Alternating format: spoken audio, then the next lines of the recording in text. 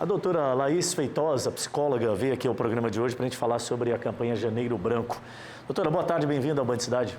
Boa tarde, Adilson. Obrigada pelo convite. Um prazer estar aqui novamente. Doutora, Janeiro Branco, o que significa, assim, para a gente entender de forma bem simplória a zona?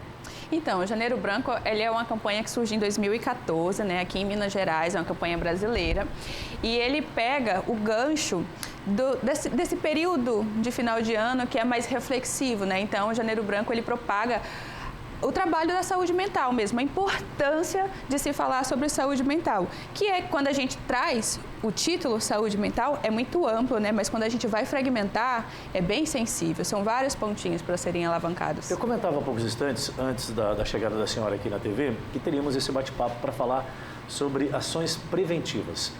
E aí eu fiz um comentário e depois parei para refletir um pouquinho, será que eu tenho algum tipo de razão nisso? Eu queria saber, o indivíduo, o cidadão, ele pode agir preventivamente para não cair nesse campo que muitas das vezes é tão difícil sair dele, de estar em uma crise, de ter um problema grave da saúde mental?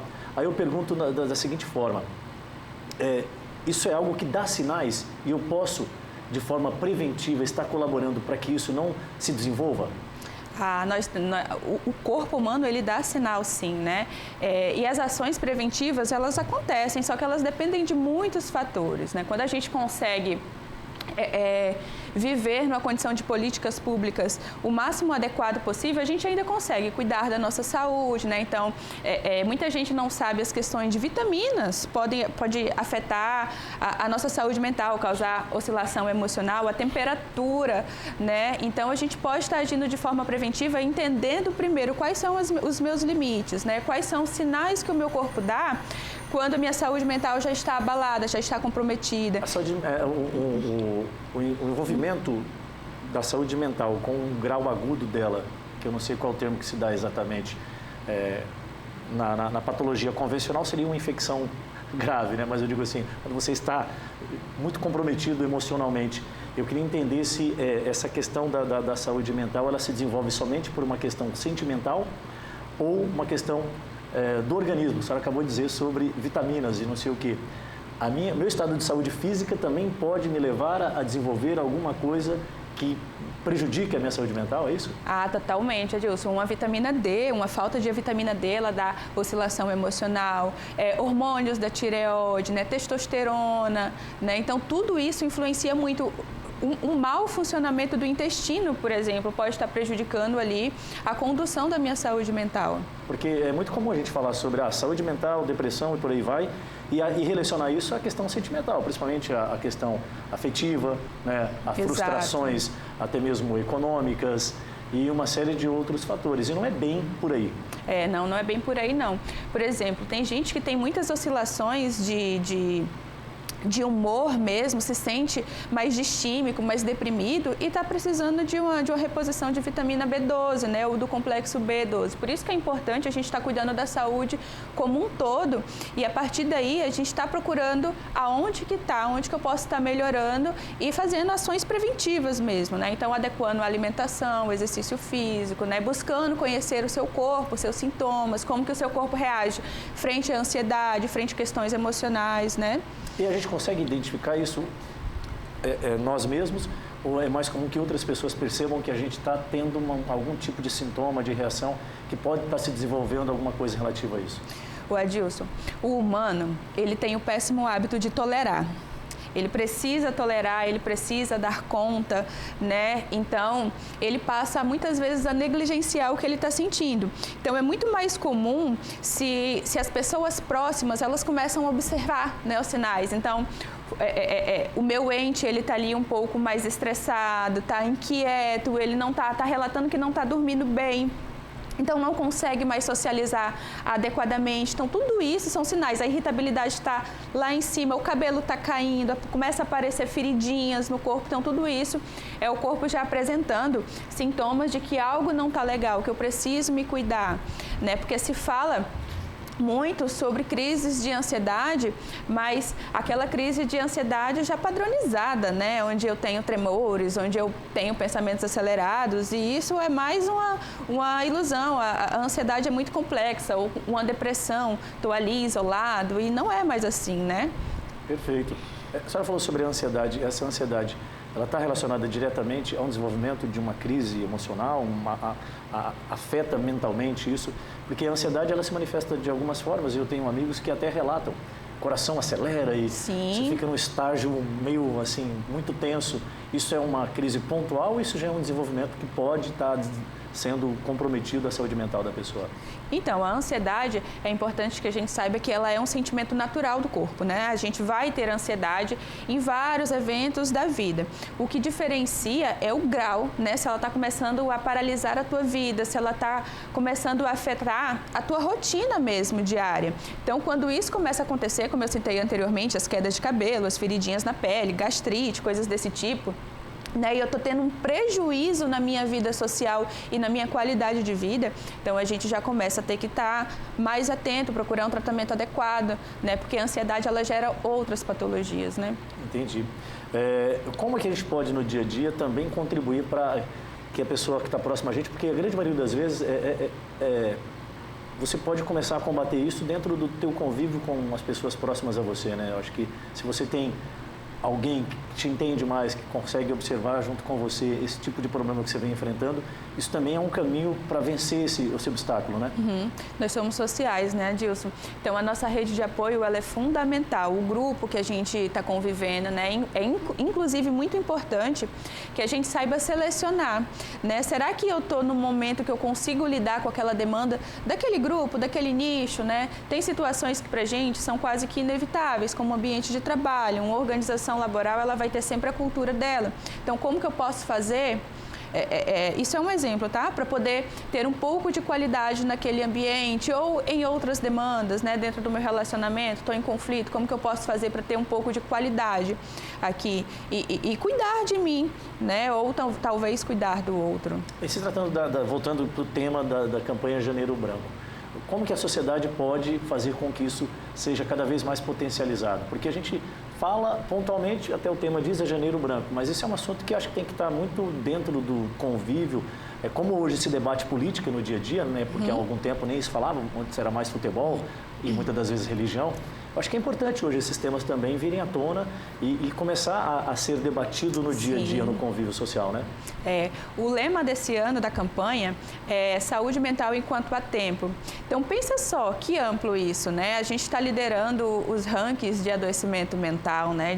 Dentro de ansiedade, depressão e esgotamento emocional. Então, falar sobre isso de forma minuciosa, o que se trata a saúde mental é sempre muito importante, né, Adilson? Porque pensa-se em ansiedade e depressão, mas não fala de um burnout, como nós trouxemos da outra vez, não se fala da importância de um esporte, de uma atividade física, né, da gente cultivar boas relações, ter bons hábitos, cuidar da nossa saúde física. Então, isso é pouco falado, né? Mas também da importância de políticas públicas para estar favorecendo esses cuidados, né? Porque no final de contas, a gente precisa. Você tocou num assunto muito importante, políticas públicas. Isso, a gente tem tido avanço nesses meios, o poder público tem entendido que essas ações preventivas são extremamente necessárias, até para desonerar o sistema, a gente dar condições, falar sobre isso, buscar meios para que a pessoa não precise recorrer lá no final da ponta, justamente já no tratamento? Olha, Adilson, os relatos eles são sempre muito acessíveis, né? A gente percebe que há uma movimentação, só que a demanda ela tem aumentado muito, né? Muito e é muito difícil a gente conseguir atender todas essas demandas ao que remete a políticas públicas, né? Porque o avanço ele está sendo muito grande. Então, caminhar de acordo está sendo um pouco mais lento, né? Essa é uma questão que ainda sofre muito preconceito sobre justamente somente abordar o assunto. A gente tem resistência hoje? Totalmente. Totalmente. É muito comum em consultório, por exemplo, a gente encontrar pacientes que passaram por todos os tipos de especialistas para entender que aquilo que ele estava sentindo era uma crise de ansiedade, uma crise de pânico. Então, ele foi no cardiologista, ele foi no pneumo, né? Então, ele tentou todas as outras formas porque não é acessível, não é aceitável que ele tenha uma questão de saúde mental a ser tratada, né? A ser trabalhada. Então, como a gente vem de um histórico de cultura manicomial, as pessoas entendem como saúde mental algo muito danoso, algo muito inacessível, eu não vou ter contato, né? Porque eu não quero ser visto como louco, como doente. Então, a percepção ainda é essa, né? Principalmente quando a gente se trata do público masculino, né? As mulheres, elas conseguem ainda... justamente tocar sobre esse assunto agora, doutora. Aproveito que a senhora já deu o gancho. Quem está mais suscetível a enfrentar problemas desse nível? O homem ou a mulher? Tem faixa etária específica? E aí eu vou um pouco mais adiante. O pai e a mãe, é bom ele começar a observar o filho a partir de que faixa etária? Porque quando isso se manifesta, existe uma regra? É uma ciência que comprove alguma coisa relativa a esses pontos?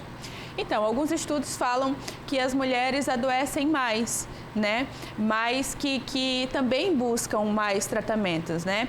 Qualquer clínica que você vá, é muito comum a gente ver, em grande maioria, as mulheres, né? E isso os estudos explicam os porquês.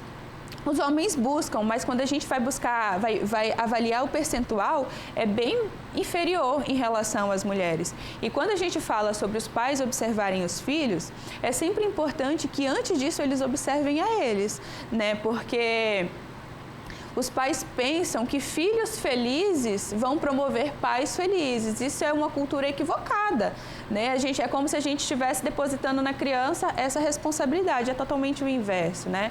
Então, o pai, ele primeiro se observa, né? Para ele estar promovendo essa saúde mental para essa criança o máximo que ele conseguir, porque eles também não são super-heróis, são pessoas também que estão precisando lidar consigo, né, com as suas demandas e tudo mais. Os pais cuidam, mas precisam ser cuidados também. Exatamente. Esse advento, essa avalanche de informações, a tecnologia tem atrapalhado ou tem cooperado para que a gente consiga combater esse tipo de problema também? Olha, Dilson, depois da pandemia intensificou, né? A tecnologia, o acesso à informação, a tecnologia, jogos, games, né? Tudo ali envolvendo ficou muito mais atrativo, muito mais evidente. E isso dá uma queda de habilidades sociais muito grande, como deixa ali vícios, né? Alavanca vícios, o excesso de informação quando a gente fala sobre rede social também é uma fonte propulsora de ansiedade gigante, né? E de outras questões também. A gente tem até, infelizmente, né? Toquei nesse assunto porque é um campo perigoso, porque as pessoas acham que a internet é algo que pode ser feito o que quer, como quer e de quem quiser. Uhum. Tem recentemente agora uma modelo que sofreu fake news, foi acusada, né, de ter tido um caso extraconjugal com um determinado cidadão, foi fatal. Agora, também recentemente, basicamente na virada do ano, teve um outro casal que num cruzeiro, o homem acabou tirando a própria vida por um outro ponto específico que estava relacionado justamente as questões que são propagadas nesse universo online. Até que ponto, aí eu falo de aculturamento, doutora, uhum, os pais devem participar efetivamente do que os filhos absorvem? O Adilson, há uma forte crença, assim, é algo bem enraizado de negligenciar, né? Como também há algumas informações um pouco intensas, equivocadas, né? De que a pessoa que é propensa a suicídio ou coisas do tipo, elas dão sinais. Então, deixa no rol dos próximos ali aquela responsabilidade de como que eu não percebi. Mas existem muitos outros fatores por trás, né? Muitos outros fatores que precisavam ser vistos com um olhar mais compassivo, cuidadoso mesmo, né? Então, se eu não sei lidar e perceber nem as minhas emoções, como é que eu vou perceber a dos outros, né? Como é que eu vou valorizar ou validar, né? Legitimar mesmo que aquela notícia que foi propagada de forma equivocada vai afetar a tal ponto aquela pessoa e se a palavra dela é verídica mesmo. Então, esses cuidados, eles são muito negligenciados e muitas vezes a gente não tem como fazer o contrário depois, né? Porque a pessoa já ceifou a vida. Doutora Laís Feitosa, psicóloga, falando um pouquinho sobre o Janeiro Branco. Muito obrigado pela vinda. Feliz ano novo para a senhora. Muito obrigada, Dilson. Um prazer estar aqui. Se precisando, estamos às ordens. Vamos precisar sim. Vamos sempre vir falar um pouquinho sobre essas questões. Acho que debater é uma das alternativas importantes. Falando em saúde aqui no Band Cidade.